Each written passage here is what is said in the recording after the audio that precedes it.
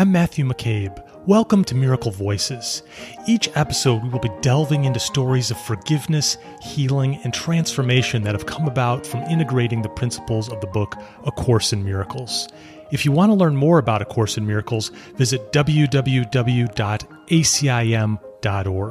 If you'd like to visit the Miracle Voices site, please go to www.miraclevoices.org. If you feel inspired to make a love offering, please visit us at miraclevoices.org/donate. All donations go to support the work of the Foundation for Inner Peace, the publisher of A Course in Miracles. Now here's your program. Hello, everybody, and welcome to another edition of Miracle Voices. This is your co-host, Matt McCabe. I'm here with my co-host, Tam Morgan. Tam, how you doing today? Doing well. Another good day here. Good. And you? And I'm very well, thank you. Yay. Good. Excited for our guest today, Maria Felipe. Maria, welcome to Miracle Voices. Hi, Matt. Thank you for having me. I'm so grateful. Hi, Tam. Hi. We're grateful too. Yes. That's how we like to start everything here, is with gratitude.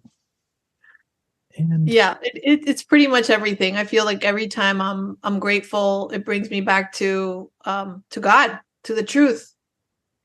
Here. And it just feels good. Mm-hmm. There's that. Yes. And every time we're not, well, guess what we get to remember to do? Be grateful. And Yay. Maria, where are you in the world? I am in Naples, Florida. And we've been living here about maybe 4 years now. So yeah, the weather's amazing today. It's a nice sunny day. Maybe right now it's maybe in the 68, 69. It's feeling a little chilly for us.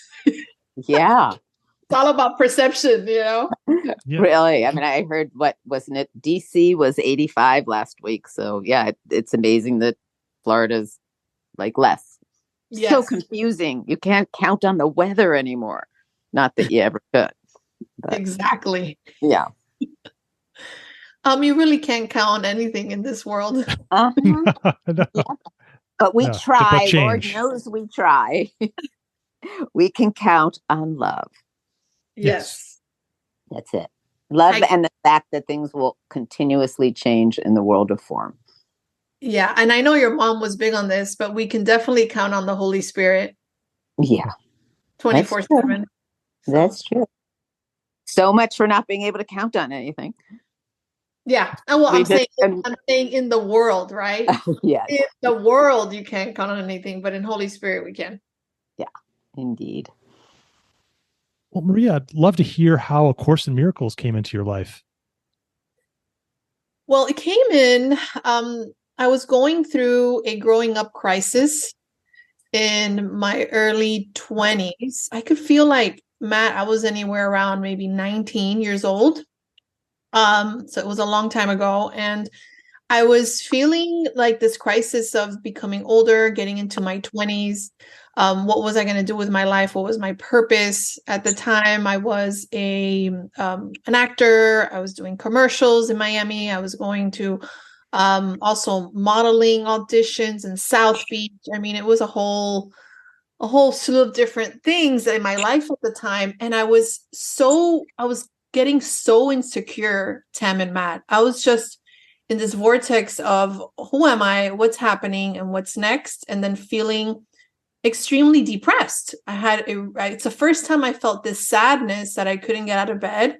I remember telling my mom and dad, what is this? Like, what am I feeling? And they told me, well, it sounds like you have depression. And I was like, and what's that? And why aren't they teaching this in school? You know, Yeah. This incredible sadness I was feeling. I was such in disarray. I remember just driving down the streets of Miami. I'm never going to forget it. I think I went to church that day. I was praying. I was just in such a really funky mood. I ended up going into Barnes and Noble's and bumping into Marianne Williamson's face. Her book, Return to Love, was just sitting there. And I bought it. I bought the book. That's the first time I would ever hear of the Course in Miracles. And I was intrigued because all she kept on talking about was this blue book the whole time. I know she was she is Jewish, and she was just talking about it consistently in the book. And I was intrigued. I wouldn't go on to really look much more into it after that. But 5 years later, I was at a Unity church in Unity of Miami, and I walked in to the bookstore of Unity, and I heard that there was a workshop about the Course in Miracles going on that day. Again, this was in the 90s. I would say this is already like 1995. And I heard that it was a Course in Miracles. And then I thought of the Jewish lady, Marianne Williamson, and talking about the Blue Book and Return to Love. So I was like, oh, I think that that's what this Marianne Williamson lady was talking about. So I went into the workshop, and this, fairly heavy set man, his name was Gil, and he was talking about the Course in Miracles. And one of the few things he said that I remember at that time was the Course in Miracles purpose is forgiveness. You forgive people for what they don't do. You're responsible for your world. You're not a victim of your circumstances. And I fell off my chair. I was like, and what is this? And this is so radical. I mean, literally, I couldn't believe it. And it was so powerful. All the concepts he was talking about, the Course, it had been something that, even though it was so mind-blowing, at the same time, I knew it would be my path. I knew that it would be something I would study. I know it would be something I would live. Not understanding how I would even get there or how I would even understand the Course in Miracles, I was like, this would be my spiritual path. And I had said it at that moment, Matt, in a very way of okay, this is it. And I bought it. I ended up reading it by myself. I ended up joining a group in Miami, a weekly group of the Course in Miracles. And the rest is history. And it's changed my life. It's part of this experience that I have in this world of duality. Is something I take with me from the moment I wake up to the moment I fall asleep. And throughout my career in television, I remember even I worked for WWF, which is WWE now, World Wrestling Entertainment. I believe it or not, I would interview the good guys and the bad guys next to the ring and all that stuff, and travel the world, and super insecure. Okay. Still depressed, super insecure, taking Course in Miracles with me, taking the Bible with me, anything I could get my hands on. And I'll be literally in the hotel room, just paralyzed with just this anxiety and fear and depression that I was going through. And I remember just starting to read the Course at the time and not understanding a thing, but really interesting, Tam and Matt, would bring me just so much peace, even if I didn't even understand what it was saying. Right? Yeah. And I remember, how they always say that, you have a positive mindset and you could achieve things, or, not the Course, but I'm saying the world, or you have to you see it to believe it, and, you change your thoughts and you could create manifest this and that. And I realized at that time in my life that actually isn't true. Because when I got that job for WWF, I actually auditioned, and 500 girls went for that part to host that show. And I was the most depressed I had been in my whole life. And my mindset was crap, and I walked into this room and somehow my nerves went away and I just did my thing. I ended up getting a contract for Univision for 46 shows, live shows, terrified throughout the whole job, but did it somehow. So I also learned that throughout my process of the Course, is that not necessarily do you have to create or have this positive mindset to create what it appears to be success in the world, because I was literally a hot mess at the time. I don't know where I'm getting with this, but the whole point I'm saying is that when you're supposed to live something, you're going to live it. You will live it. You will live that experience. I don't know if that makes sense. Yeah. It makes a lot of sense. It makes a lot of sense in that there's a difference between conscious manifestation, which is entering the creation of almost magic in the world, because you're in the world of form. You think you want something, you project it out. There's that whole realm. But what you're talking about is that living out your destiny, your path that you can't even get in the way of. You can't sabotage your own path, even if you want to, if that's your path. And you can go off the path, but you're usually thrown back on. And I mean the path in the world of form of your evolution that you need to, your soul needs to live in order to get to what has been intended for you. So it's like free will versus fate. We could talk for hours about that, but there really is an interwoven expression. So it's not true that you have to have your positive attitude to be on your path. It is true that you have to make a commitment at some point to awakening during whatever path you're on. Mm-hmm. If that's what your path is to do in this life, there's the choice. Yeah. Yeah.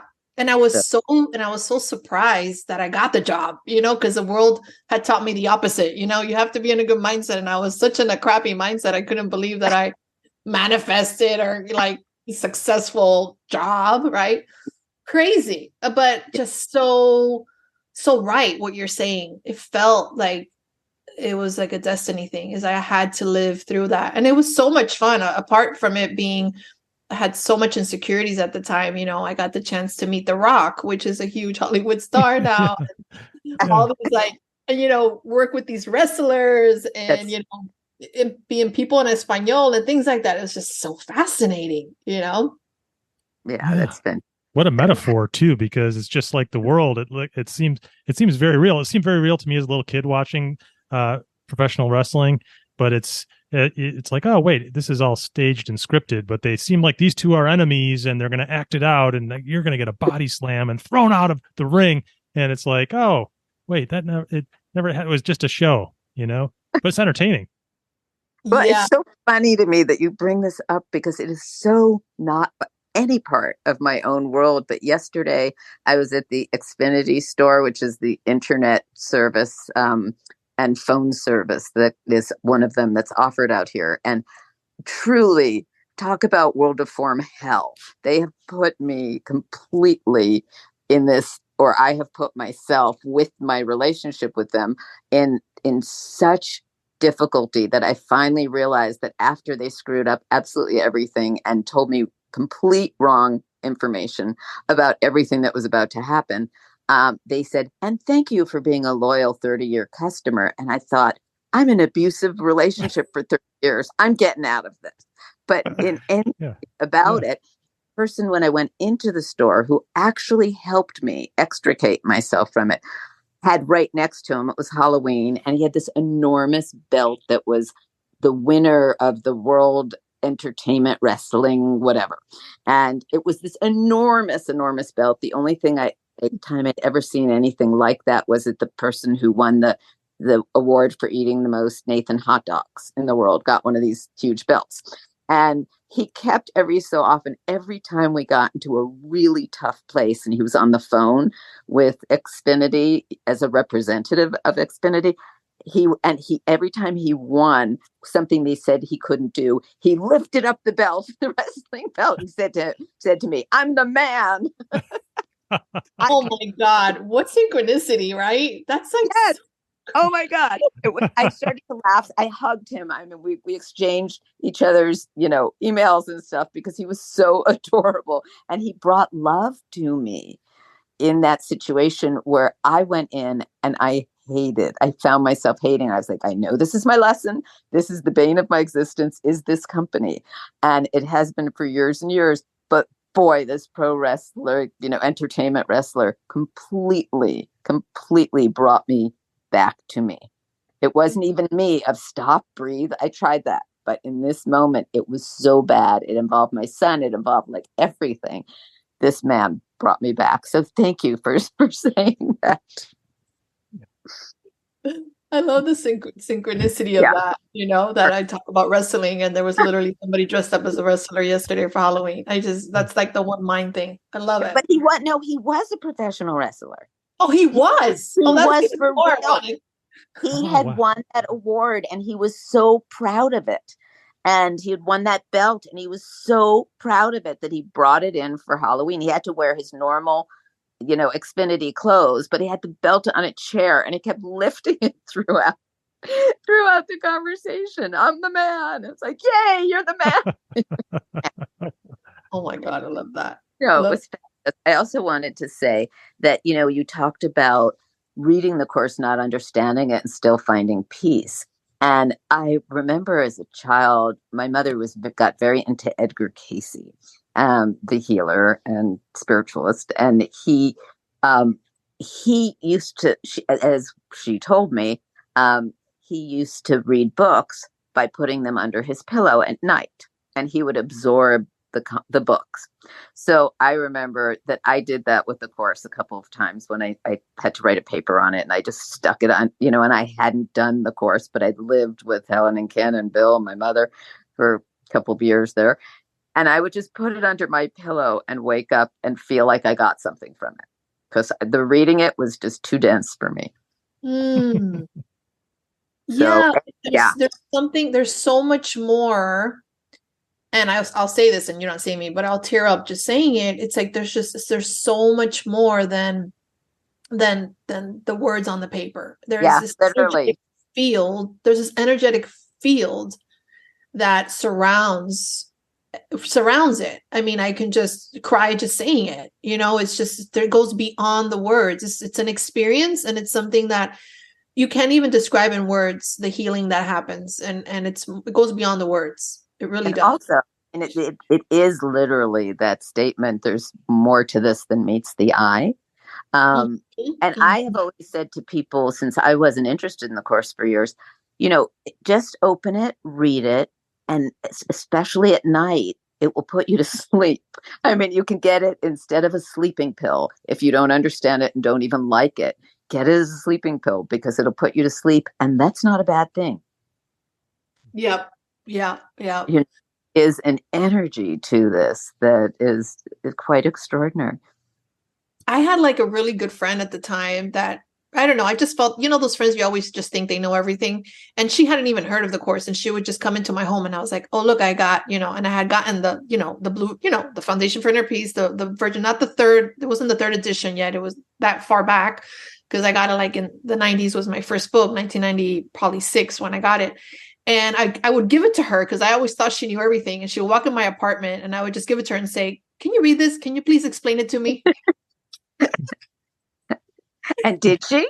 She would just read it, and she would kind of give her interpretation of it. It's just this person that always knew everything, and she would just give me her interpretation. And then I would just start reading it. And I remember now that I share it, in the way that I do, looking back at my passion for it and wanting to start groups, which at the time I never did, but I would tell her, oh, I want to start a group here, like in the community center. I had like this little apartment in Miami. I was like, maybe I could start like a group downstairs and have people come. And I already, like, this passion was ignited. Looking back now, it's like interesting of where I am now, right? It was already starting to be born, from the very beginning, that my life would, flourish into sharing the course in the way that I do. But yeah, I would just go on to continue to work as an entertainer. I mean, I went from wrestling, boxing, announcing in Vegas, crazy stuff with like gowns. It wasn't I was holding up the numbers. I was literally with like a beautiful like Las Vegas type of gown, shiny, in the middle of the ring, literally in the red corner, weighing blah blah blah blah blah, and in the right corner, and that kind of stuff. It's great. And so I love it. I'm like, oh my God, I love it. and just like these jobs that were for men at the time, because at the time you would never see like a Latina boxing announcer, the stuff that I would just get myself into. That's fantastic. I mean, also, it really shows that you can be affiliated with many different kinds of religions and spiritual practices and have a life where, whether you're in jail or you're an announcer at a pro wrestling something, you can still be doing the course throughout all of it, or any of it. It can be your companion. And in life, no matter what, along with anything else, without competing. Yes, yes. And let me tell you, it went everywhere with me, everywhere when I was, because there was all this pressure and in the world of having to be successful, or having to do the job right, or having to, audition, and prove these people that you're worthy and that you're good. And yeah, so it's just such a powerful tool and in my life, but also at the same time, and I don't know if many of you that are listening, I'm sure could relate, is to going to the group, reading the book, and not practicing at all. Mm-hmm. Not living it. Yeah. That was me. But it still works on you. It still works on you, whether you're not living it and you're reading the book. It's still working on you. It's like somehow in your energetic field that you can't get rid of once you open it. And, it will reveal itself to you at its right time of bringing you deeper. So, yeah. Very gentle, very gentle. Or not. I mean, it's been known to hit people on the head, fall off a shelf, and literally hit someone. Many people, I've heard that story, hit them on the head. So not so. Well, what I mean gentle for me in my own story is the gentleness of allowing it to the understanding of it to come in a way that it was when I was ready for it. When I was ready to fully understand forgiveness, when I was really ready to let go of the judgments, when I was really ready to just let go, or not really ready, it was just the time, right? Of like not looking for that happiness and joy outside of me, making that decision. Like you said, it came, it's not like nothing was happening, something was happening. It's just that I was too fearful to wake up at that point in time, Mm-hmm. Mm-hmm. Well, Maria, is this evolved? How did you notice your attitude, behaviors, relationships kind of change at all? Well, what I did notice is the one thing I did feel when I was studying the course and at the beginning was the peace that I did feel. But I still found myself, my relationships, even though the course is teaching you that nothing outside defines you and you're already whole and complete as you are, I was addicted to looking for love outside of myself. I was addicted to looking for love in men. Men complete me. The whole Jerry Maguire movement of this movie of Jerry Maguire, there's at the end when Tom Cruise and Renee Zellweger at the end, they're at the door, and I don't know if he says you complete me or she completes him. I don't know how it was, but I loved it. It. It was great. I cried. I thought that was the most romantic thing in the world. And that was my life.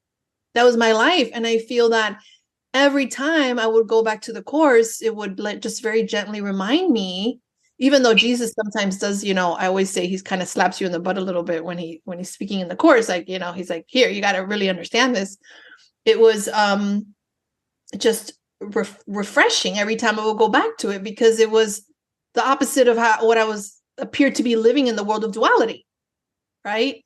So I continued to have my addictions in a way while I was doing the course, but at the same time, I was, ironically enough, waking up through it, and sometimes very painful circumstances needed to happen so that I can get it. And that would be a lifelong journey of looking for love outside of myself and thinking that outside completes me. And speaking of forgiveness, because I know that you guys wanted to know about my forgiveness story, and that's good to tie in here, is that as I started to really live the course when I saw myself in 2009, I got divorced in my first marriage, ended in divorce. I found myself very disillusioned at the time. I was living in Los Angeles. I was an actor, very destructive behavior, drinking a lot and doing all kinds of crazy things. Just insane, I would say, an insane time in my life. And I remember just thinking, if I don't make a change, I'm going to die. I will not be here. It was just not not good the way my life was going. And I had this thought to call my minister. And she said to me, the minister that did the marriage for my husband and I, and I said, listen, my divorce is ending. My marriage is ending in divorce. And I wanted to know if you had any words for me, or what should I do? She says, why don't you go to Pathways of Light? And Pathways of Light is a ministerial program based on the Course in Miracles. It's amazing. And the first thing I told her was, no, I'm an actor. I'm not a reverend, because she says I'll be a minister. I said, I'm not going to be a minister. I don't want to be a minister. I'm an actor. She says, yeah, but just go to the school so that you can learn the Course in Miracles more and you can heal. So that intrigued me. So I would go on to study Pathways of Light, ministerial program. It's these binders that come to your home. Everything is the Course in those binders. Basically, you read text from the Course and then you do meditations on them.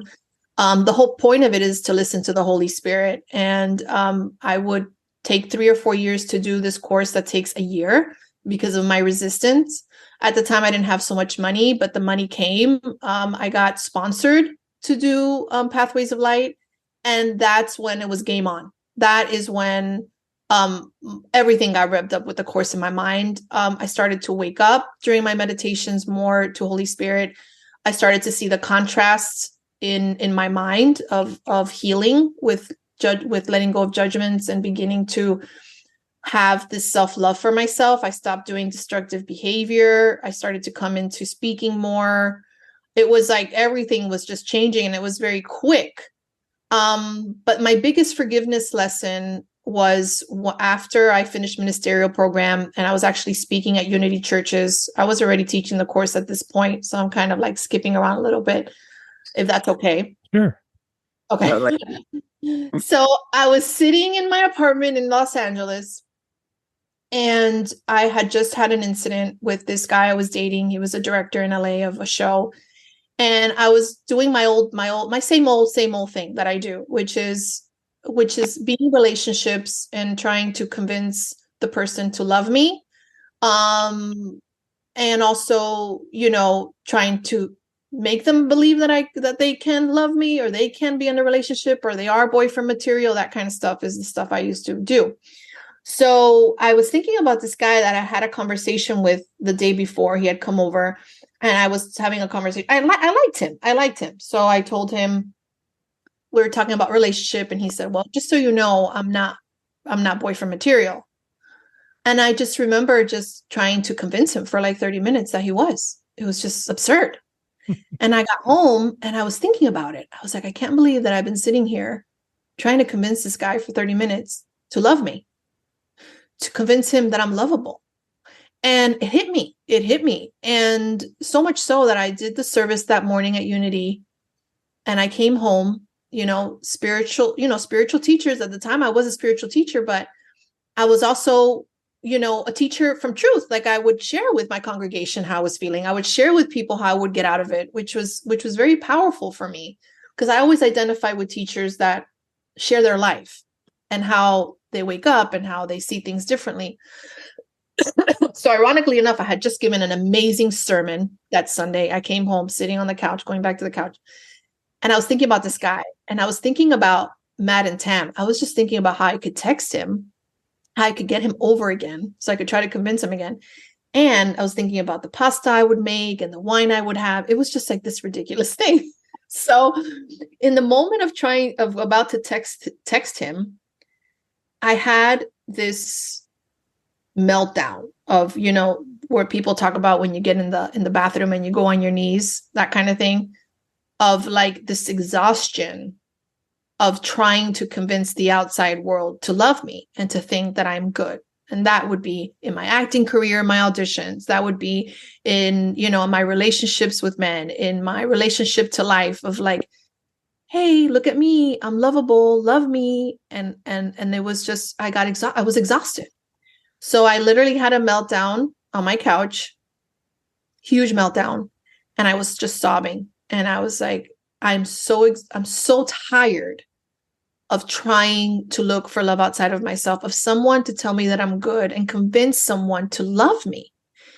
And I heard a voice, and the voice was, you need to forgive.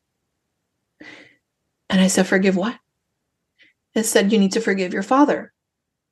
And it was so clear for me. It wasn't like a voice like, hallelujah, something like that. No, it was just very inspirational. Like, you need to forgive.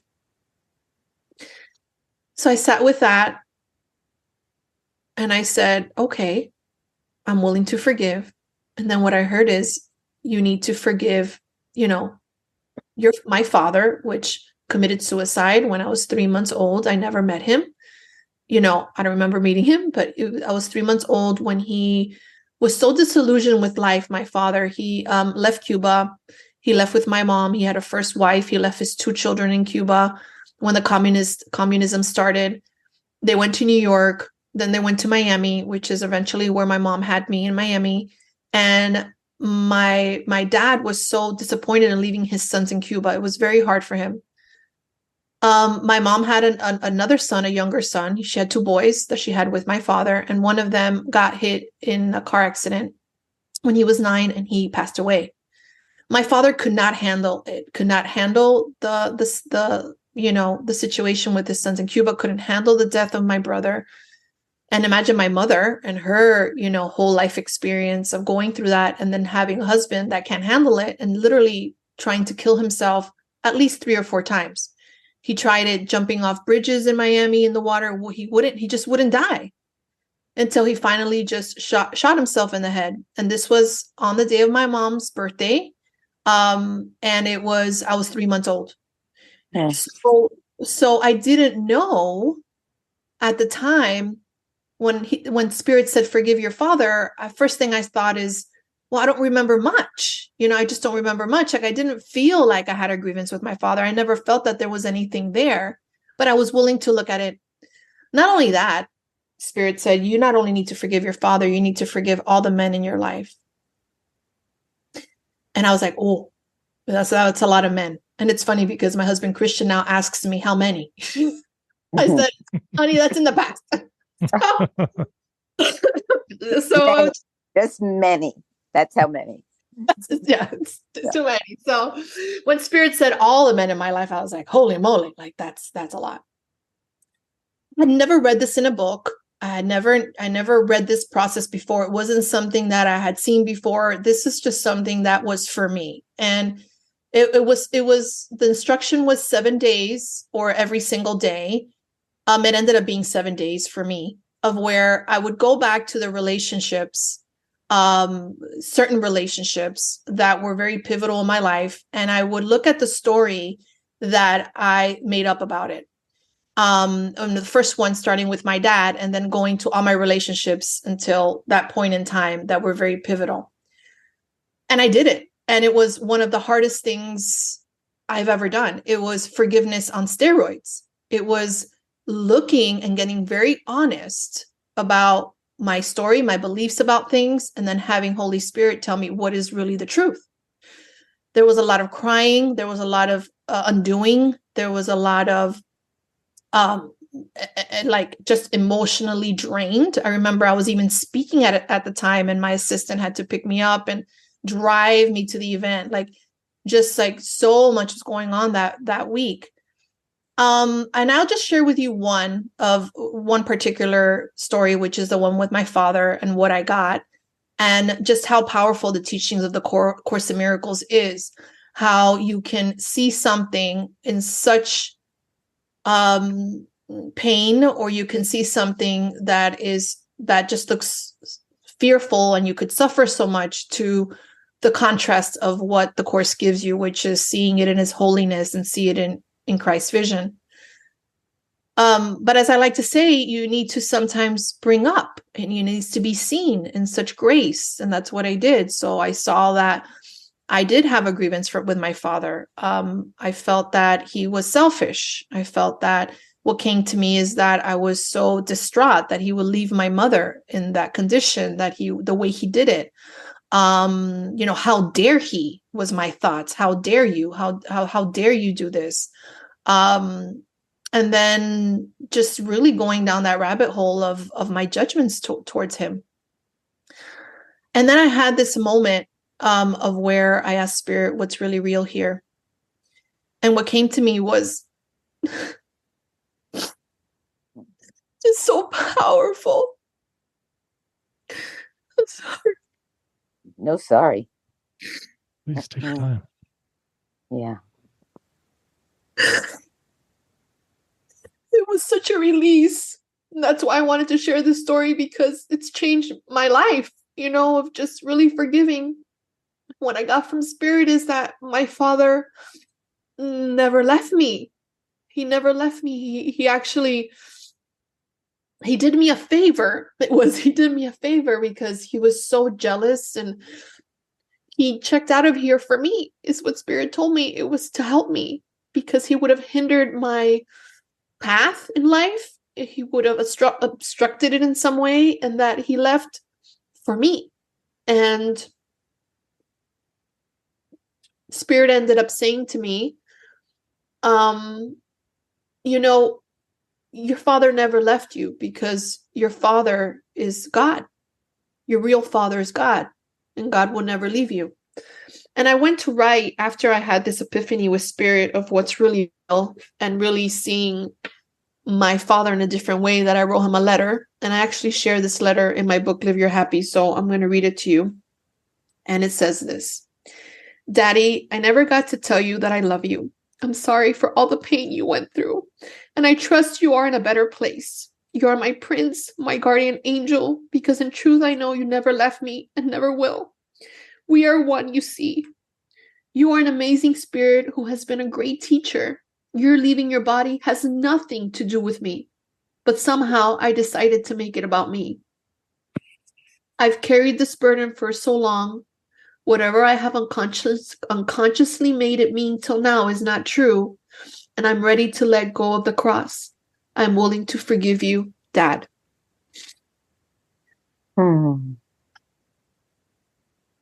Yeah. Oh, so perfect in truth. Yeah. I was wondering, because as you were telling the story, your first response, or what you told us, was that you were so angry that your father left your mother in that condition. And I was thinking, well, wait a second, you're talking a whole story of abandonment, psychological abandonment for you.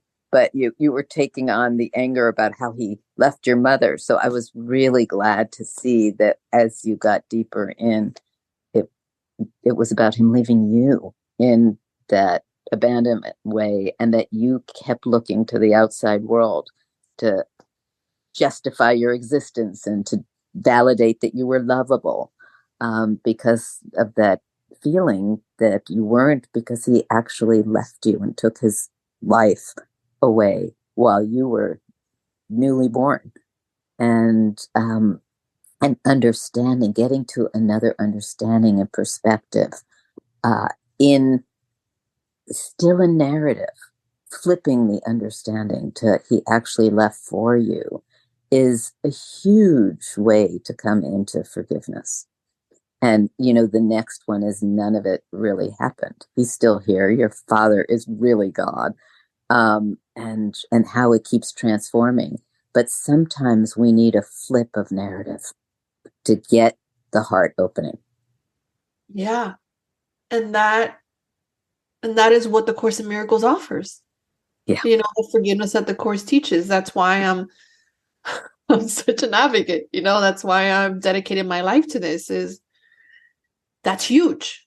Yes. Right? And what you just said, like the narrative. So it's so radical. It's like from fear to love. It's like you can see the contrast there. It's two whole different stories. But as you can see, I needed, at least in my path, I needed to go there. I needed to see that. Well, truly in everyone's path, because what the Course teaches is that, which is so unusually and almost controversial, is that you need to bring your darkness to the light so that Christ, Holy Spirit, God can transform it for you. But if you don't bring it to the light, it's not able, well, in this world of form, to be transformed. So your willingness to say, okay, I'll look at it, is all that was needed. And then everything started to shift for you. And we can go straight out of the world of form and say, this never happened, so I forgive. And there are many people who, deeper and deeper into the course practice, really can experience that. They don't have to go into the story.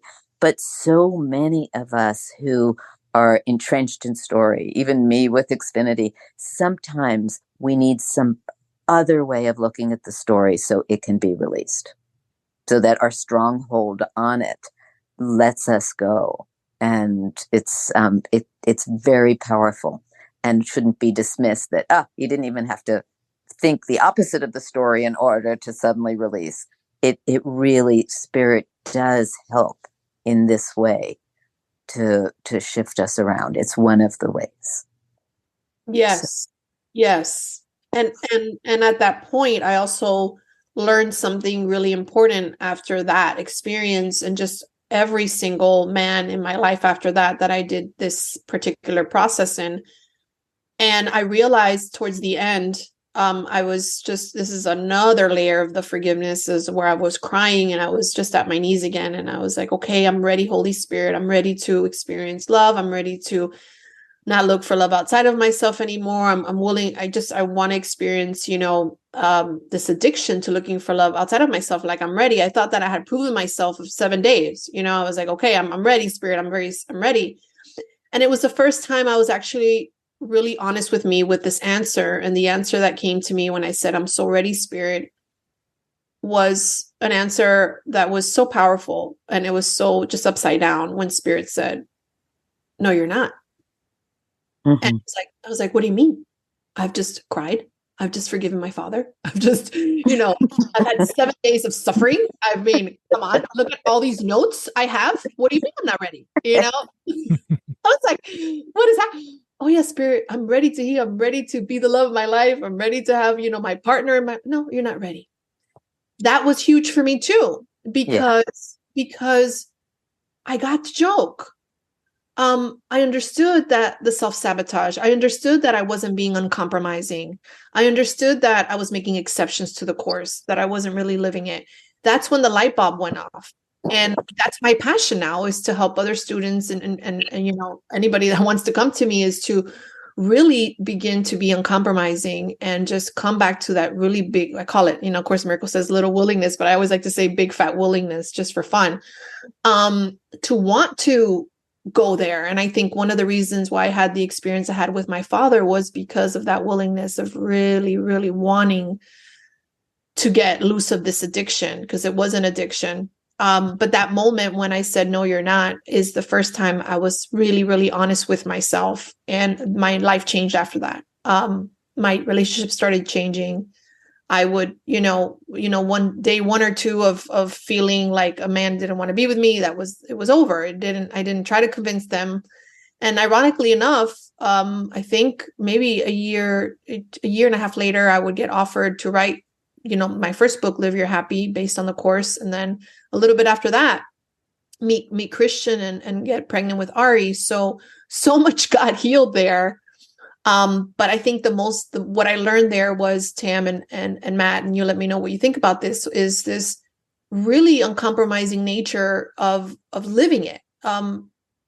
No matter what, like, it's before it was like, I am love, but I'm still going to look for love outside of myself, or I am abundance, but I'm still going to believe that, scarcity thinking of my bank account. It was just this contrast of not really, I am love and I am love, period. Period. Yep. Right. Yep. No semicolon, no ... ellipsis, nothing. No, let's do this. Like, let's effing do this. Let's effing do this. Like, seriously, like effing, like, let's forgive this already. Like, let's freaking forgive it. Yeah. That's my passion, is really. And more power to you, honey. Thank you. Yeah. That's what I think about it. What do you think about it, Matt? So when the belief in not being lovable, or you kind of had this belief in attracting men that would kind of testify that you're not lovable, and when you change that belief, they kind of stop showing up. Yeah. Yeah, I would love to say something right here. And if it is too personal, you can ask for it to be edited out. So first I'm going to ask your permission. And if you say not now, we could talk about it later, but it's something that came up in this. Yes, of course. You know, Okay. I'm an open book, just like literally right, myself in this interview. So. It's not completely about you. That's why we can look at it afterwards. But in any case, when one of the times when we met, it makes sense in narrative and storyline and psychology, why you chose this fabulous man who absolutely loved you completely, and it was very obvious. And then you got pregnant, and he had some hesitations about being a father. And, it was quick and surprise and all of this. And those hesitations make sense for a last little piece of that learning, that you would choose someone who wasn't sure he wanted to be a father when you were so excited and all in at that point. And the transformation that he made in himself to be all in reflected where your own practice was. Oh yeah. You're gonna make me cry again, Tam. Come on. I didn't make you cry the first time. I know. This interview, it's an interview. Yeah, no. But that last little piece where here you are getting everything on the outside that you wanted, a man who really loved you, and here you are with a baby, and how exciting. And the baby had to be male. I'm, in the storyline of a sort, had to be male for complete and total, acceptance and love in another form of the male. And that last little glitch of, wait a second, my husband now not sure. And you handled it magnificently. Wow, Tam. Yep. Yeah. It all came up again. It was all there again in my face. It's like, you're going to really look at this. You're not done. You're going to really look at this. I remember after having Ari, and our relationship and his doubts it brought up all that again, that insecurity, that abandonment stuff. And it was terrifying. It was terrifying. I remember talking to you about it. He did it for you. I mean, he totally did it for you. And that's what's so beautiful, because I could see the love so committed to you in this, but the personality play within it was a gift. Mm-hmm. And I think that was huge for me, the way that you're saying that I handled it, because I do remember all the forgiveness I did. I literally put everything into practice, everything in my toolbox, and I ended up actually forgiving it, and really feeling confident in my marriage, feeling confident in deserving of being in a marriage like this and having a person like him in my life. Mm-hmm. And not having his doubts. Even sometimes when they come up now, I don't make it about me anymore. And that's huge. That's freaking huge. Oh my God, I just said that. That's huge. It is. It is. It's as huge as your willingness, because you don't just have a little bit. Yeah. Oh my God. Yeah. I don't make it about me anymore. It's like he could be doubtful and I'm like, oh, there he goes again. It's like nothing. It doesn't even touch me. That's what the Course of Miracles and Forgiveness does. Exactly. Wonderful story. Wonderful illustration. Thank you. That was beautiful. Yeah. And I didn't know you were going to come with this little and pull that thread, Tam. That makes a lot of sense. I didn't either. I never do. We are here only to be truly helpful to each other. Funny thing, Matt, I know we're going to wrap it up, but I remember that when I first met Christian, before we were even, married, we were traveling, and I met Tam, I met Judith, I met, the whole, you remember that, Tam? Oh yeah. Crazy that you changed the cake. I think it was happy, and I don't know what it was, because we got married, and then Jessica got married. You made us a wedding cake kind of thing. Right. And you just got married. and it became a wedding cake. And then like so soon after it was like the baby shower. Like, yes. It was all connected, and you didn't even know. Yeah. At that time, like so much was going on. Your entire life was transforming in the world of form. So yes. Yeah. But and because of the work that you've been doing, I mean, there it was. Yep. So we had the privilege of meeting you during a huge unfolding. Yeah. And like it was all set up. We were so held there and so seen. And it's funny because, looking back in the 90s, how I started the course, and then, 20 something years later, I would literally be with you, with your mom. I would this huge forgiveness lesson with men and bringing Christian. It was like, wow, it just blew my mind. I think we only met in person twice. One, that time when you just gotten married, and the next time for your baby shower. Yes. The lunch that you gave me. Yes. Oh my gosh. Wow. And now here we are. Yep. Third time. Charm. This is the Yeah, this was beautiful for me too, just to be able to voice it, to be able to cry, to be able to look at it. For me, it just feels like a celebration, and I get to celebrate it with you too and the audience. So thank you for this opportunity. Thank you too. Well, Matt still has some questions for you. Oh my God. I do. Oh my gosh. More questions. Okay. Love it. Okay. So Maria, just from a practical perspective, we're trying to help listeners and ourselves here. When you get in kind of that ego storm and it just, kicks out your legs, it feels so real, you lose your God-centeredness. Is there anything practically you do to get back on track that you find helpful?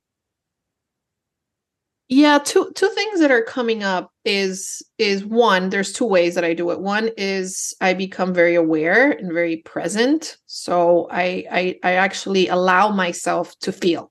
It's like there's nothing wrong. I feel like in the society sometimes we're like, oh, we can't be a hot mess, or we can't feel, or we got to bypass it. For me, it's like just allowing myself to be where I am, and allowing my upset. I call her Maria la Loca. Maria la Loca. She's lost her mind. I'm believing in the illusion. I'm believing that Christian's my problem. Oh my God, Maria la Loca, she's in full effect. Just allow her to be. And then it brings me back to my sanity, because I'm not making myself wrong. I'm not feeling guilty. I'm just, okay, I'm forgetting who I am right now. And for some reason, that just brings me back of like understanding, okay, and kind of laughing at it and being like, oh my God, I was just thinking or believing that Christian's my problem, or my husband's my problem in this case. And it's not true. That helps me. Another thing that helps me is, and this is for everyone, is just when you dedicate yourself to, it's not so much studying the course, because it's, for me, it's more from bringing it from the head to the heart and really experiencing it. So what really helps me is I forgive even if I don't want to. I'm willing. I'm so willing, even though it's super hard sometimes, but I'm so willing. I think that really helps. And I'm able to really just get the joke. I become very observant because I have practiced so much that it just becomes automatic. So I encourage everyone, something that's really going to help is really being, again, going back to not making exceptions and don't make compromises to it. It's like, I'm fully in. I'm committed to live this. I'm committed again to forgive even if I don't want to. I'm committed to living a life of trying to not be judgmental, and great things happen. You start to be in your relationships. You're more aware. It's like once you turn on the light, you turn on the light. There's an awareness there. So you'll start to see that when you think that something outside is your problem, you'll start to understand, no, the problem is not that. The problem is the story I'm making about it. And having a deep relationship with Holy Spirit, having a deep understanding that the power to heal is within you, literally, like it's in you. You get to, when you recognize you've never left the mind of God, you begin to be in your relationships differently, and you begin to not be the victim, and you just know. It's like there's this awareness there. So that's what helps me. One last thing is, don't make it too real. Don't make it too real. When you make it real, you're going to suffer. If you don't make it too real, then you're good. I love that. I particularly love Maria La Loca. The crazy. So, because I remember, I had a lot of problems with hormones through like PMS and this and that throughout my younger life. And I finally just named the character that got so nutty hormonally. I called her Hormona. And the moment I called her Hormona each time, and I would tell people around me if they would say, "Hey, Hormona," oh, yes, that's not me, is it? I got to get back to right mind. But I mean, it was also accepting that for that moment, that's what was going on. So it was me at that moment, but not the real me. Yes. And it sounds so much lighter. Like when you said that, it's like we're bringing the joy in. We're bringing making the a little laughter. bit lighter. Yes. Yeah. Making fun of ourselves when we are that nutty. And then that laughter always can bring spirit back in, because that is spirit. Yeah. And who says that, we can't be a hot mess? Who says that we can't like lose our marbles? Like, that's just absurd. Exactly. We're in a world of duality. We are going to go cuckoo for Cocoa Puffs and not the cereal, right? Mm-hmm. And the cereal. It's actually yummy, but do you know what I mean? It's like, just allow ourselves to be like, it doesn't matter. We just fully embracing and bringing ourselves the grace, I feel is so, so, so important. So important. Yeah. Allow for the what is as you are in your right mind of who you really are during it. Mm-hmm. And then within that, you wake up, you wake up because you're not judging it. You're not, you have no grievance towards it. It's just accepting. And then the love comes in. But if you're in it and you're like, oh, I don't want to feel this way. Oh, I don't want to be crazy. Yeah. Oh, I've been studying the course and I've been studying the lessons and I'm an A student and why am I still getting upset? And right. Stop it. You wake up from the dream into the happy dream. Yep. Okay, Matt, next question. Final question, Maria. What is your favorite comfort food?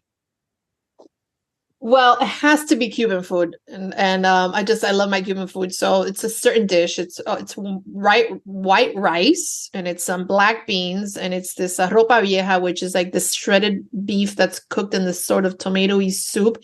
And then you cannot not have plantains, like sweet banana plantains on the side. We love to eat bananas with everything, by the way.